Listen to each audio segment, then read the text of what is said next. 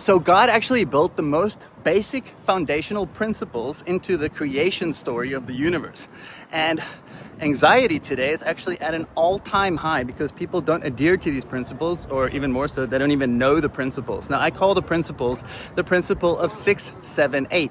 Meaning that God created the world in 6 days, and on the 7th day he rested, and on the 8th day it was a new beginning because the week started over. Now this is important because God also tells us to work for 6 days and to rest on the 7th day so that we can be rejuvenated on the 8th day.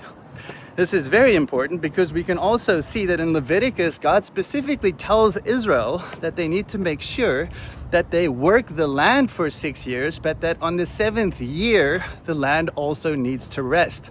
And he tells Israel that if they don't do so, God is going to exile them, make the land desolate, so that the land will be able to catch up with the rest of the 7th year that they didn't let it rest every 7th year. Might sound a little complicated, but the whole point is when we actually look at the story of after David brought in the Ark of the Covenant into Jerusalem, the promised land together started, where we can see that in the next 420 years, Israel didn't really let the land rest because of all their sin and everything they were doing here as well. Now, what makes it so important is that because we can see that for 420 years, the land didn't rest and there was no year of rest, God actually exiled Israel for 70 years and said that now the land will rest for every year that they didn't let it rest.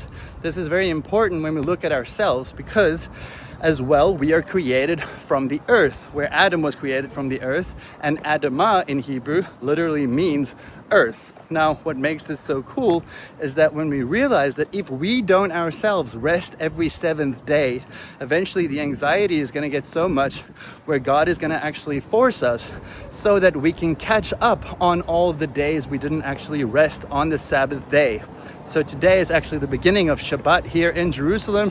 So make sure that you actually rest every 7th day so that God doesn't have to catch up your rest for you. So Shabbat Shalom from Jerusalem.